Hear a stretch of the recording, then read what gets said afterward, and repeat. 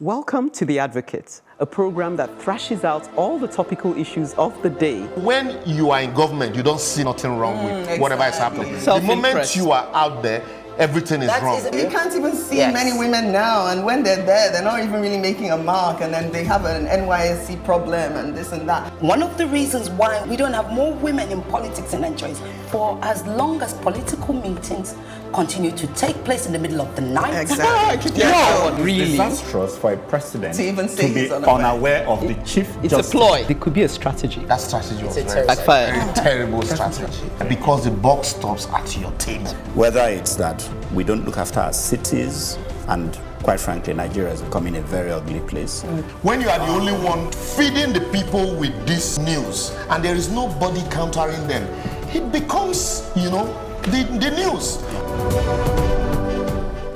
You're watching The Advocate on Plus TV Africa. Time to take pride in our differences. There is such a thing as pride and patriotism for family, for tribe, for country, for continent, for race, for faith, for school. It makes you prepared to sell the good in your group to others, while at the same time learning about theirs. It is harmless. It can encourage cultural growth in another tribe who notice the benefits of such development in another. If Delta State plays against Lagos in a competition, I'll be solidly behind Delta, with no love lost for Lagos.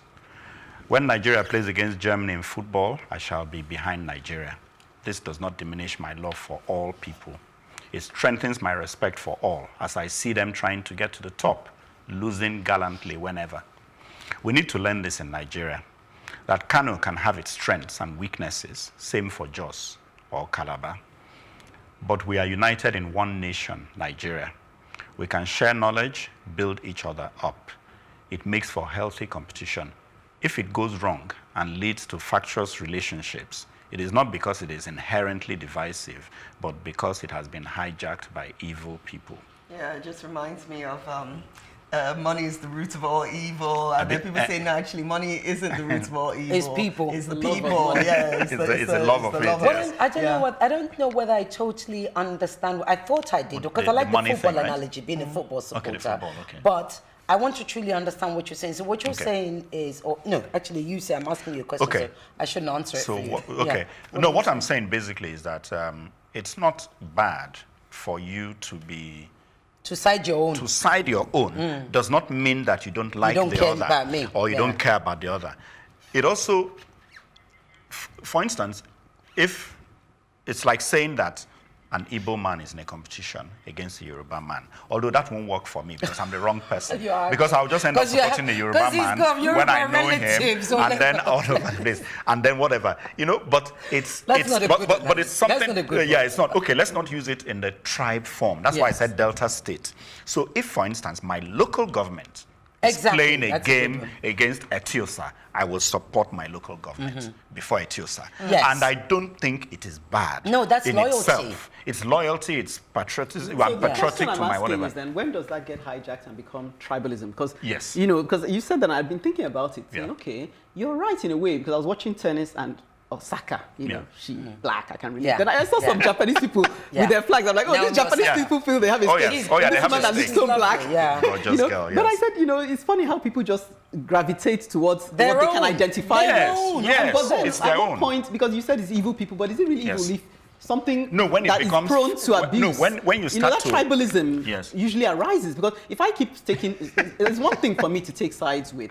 Or let's find a black person, an Igbo man, or Rangers. Is Rangers? Yeah, Rangers. Okay. So say I'm taking sides with Rangers. Yes. But Rangers, the football club. The football club. Why can you call them the football? Because Uche is sitting there thinking, Rangers in Glasgow? Kanu Warriors. Oh, no. Kanu Warriors. No, I don't know that. Your point. No, but the point I'm making is, at what point do you sacrifice? Will you keep saying, no, I'm so loyal because they're Igbo, I'm so loyal because I can relate to them? But what about merit? What if the other team are better players? So does that blind my... No, that's the reason why this football analogy for me doesn't really work, because, you could break down you're never going to be that objective at the end of the day. If you support one team, you support that team, and you're always going to look for reasons why, you didn't win, but maybe because they cheated your team or the referee loved it, that kind of nonsense. But what I'm saying, I know what you're trying to say. You're trying to figure out, like, at what point does it become destructive?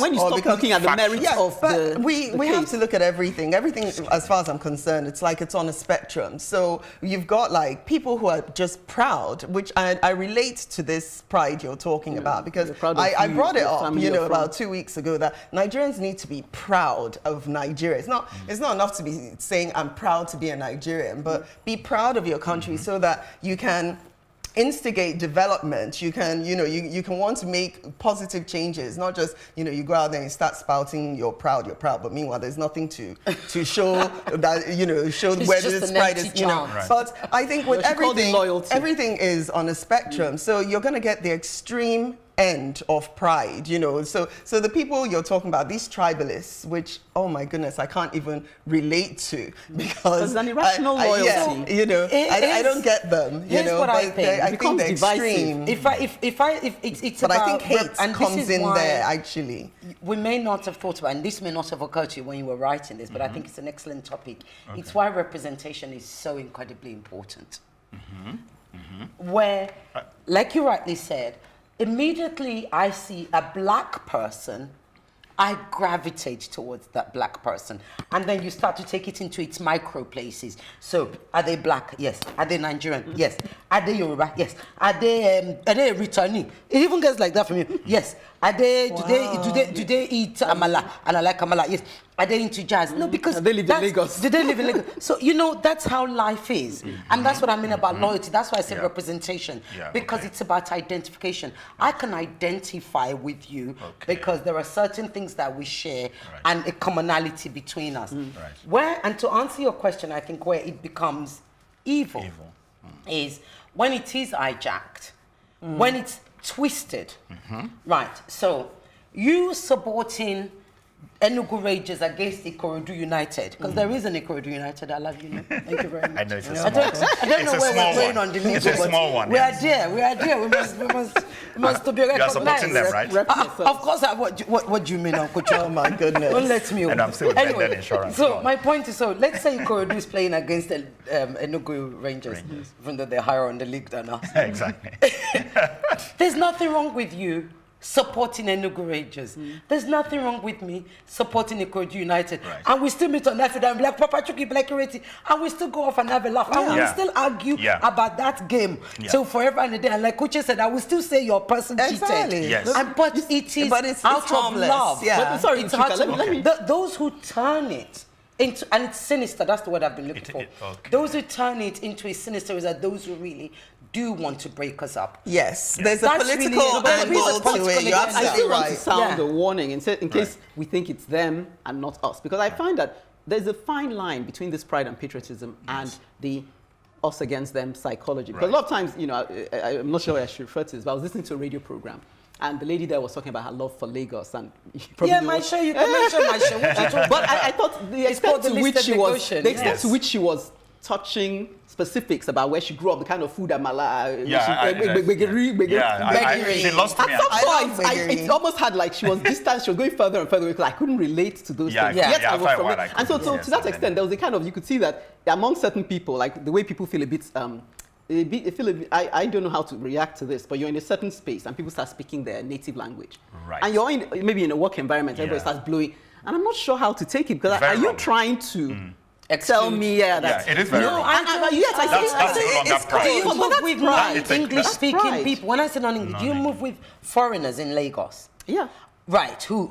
Oh, you mean non-Nigerians? Yes. I move with Oyibos in Lagos. Yes. You sit with the French, they will start, je te papa, je pou, pou.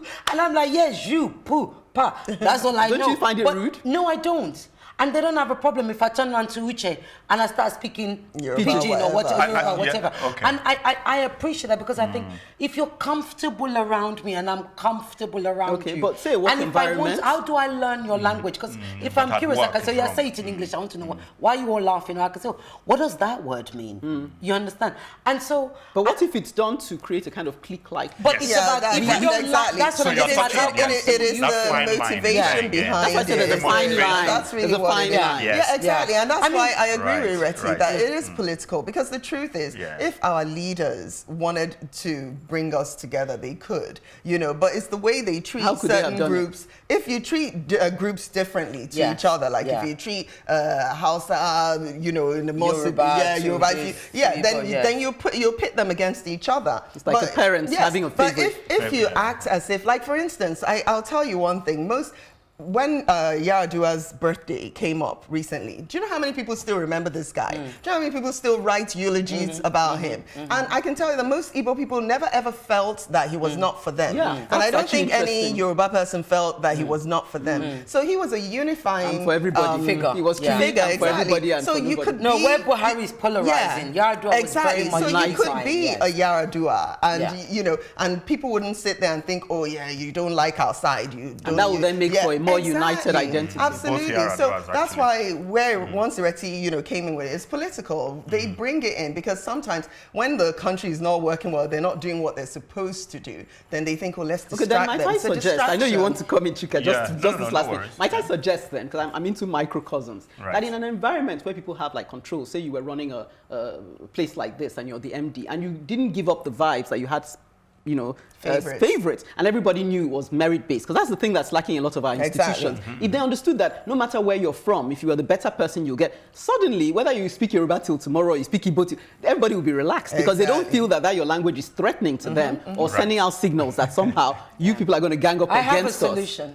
Papa Chula, you were going to say. Right. Well, what I was going to say Enugu was is going to play Ikorodu United. I must support Enugu. You see, what I was going to say was that basically, you see, the thing is why we are patriotic at the lower levels and why it will work out well is that most of the things we're doing always come back to meet at the top. So, for instance, if you're talking about football and she supports Ikorodu United and Rangers, eventually what you're trying to do is that you're trying to get a national team going. And if the striker from Ikorodu is the best in the country, we'll pull him out.